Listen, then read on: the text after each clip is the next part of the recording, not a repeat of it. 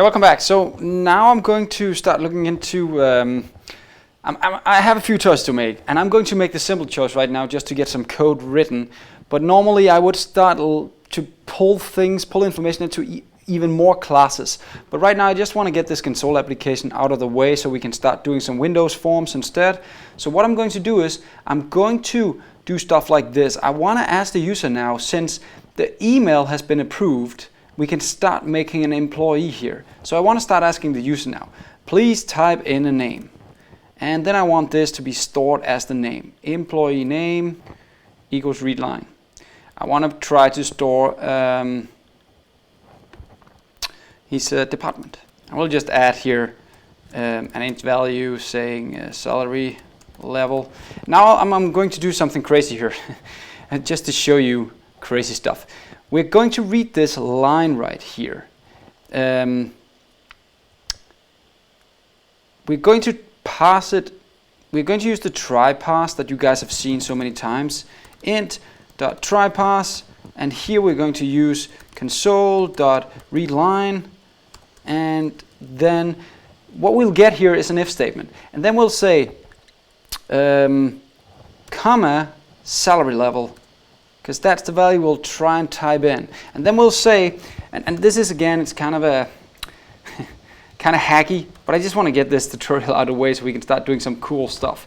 If this value is okay, then we'll actually set salary level into that value. But if not, then we'll say it's 1 as default. So let's try and read this one-liner, because that's kind of what developers like to do. So you have to get ready to see stuff like this. It's hard to read as hell. Sometimes when you get used to it, it's just easier to read the one-liners than the many-liners. So what happens here is this. I try to pass the value like you've seen so many times, and try pass returns a true or false value. Okay, so this is another way to inline a question, an if statement. So what I'm actually doing here is I'm saying, if this is true, then do this.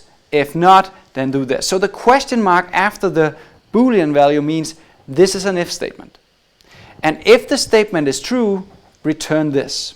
If the statement is false, return this. So this is kind of a way, instead of making if this, do this, else do this. You can do this as a one-line. I know this is a complex one. Read it a few times, try to understand it, make one on your own. So that's the salary level now that we printed in. Okay, one more thing I want to add is the employee. There we go. Weekly hours, same idea there. Going to steal this. Boom. Paste it in.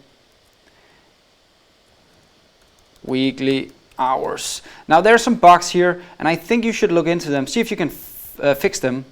Like, try to figure out, how would I make sure that I actually got a weekly hours? How would I make sure that I actually got that? What if in this case I just didn't type anything? I didn't type weekly hours. Well, then I would end up getting nothing here. Weekly hours, let's just start up with 7 as the default. There we go. Let's save this and run it. But what if this try pass failed? In this case, it would just default to a value. But what if you actually want to make sure that it was a real number? So you would have to stay here, use some kind of loop or something. Figure that one out yourself. What's going to happen now is, if I get an actual email, then I'll start making an employee. I won't make any checks, so you can put anything in all of these last areas because I don't care about them. So here I could actually do the same thing, just using a very simple string here. So I'll say var name equals, and notice it's lowercase, console read line. So I'll just read in a line here. There we go. And then I'll make another question mark statement. Maybe easier for you to understand this one because it's simpler. If name equals empty string, let's say not equals, by using the not sign. If that's not an empty string and I'll ask a question, then return the name. Else return unknown. You remember that was what I wanted? I want unknown if you don't specify anything. So I hope that makes sense. Now I read in the name. I say I want the name to be equal names, but before I do that, I want to make a condition check. If it's not nothing, then return the name, else return unknown. Let's do the same thing down here, but this time I'll do the same thing with department, but I will use I'll use an if statement instead. So I'll say if department not equals empty string. It's not an empty string, then I want to set it to department, right? Department equals department. There we go. Else, same idea here. There we go. Department equals unknown.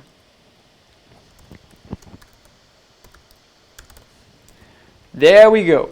So this right here is exactly the same as what I'm doing here. This is just a one line at the top one, where this is just either simple to read when you're new, but for me, who's been in the game for a while, it's easier to read this guy up here.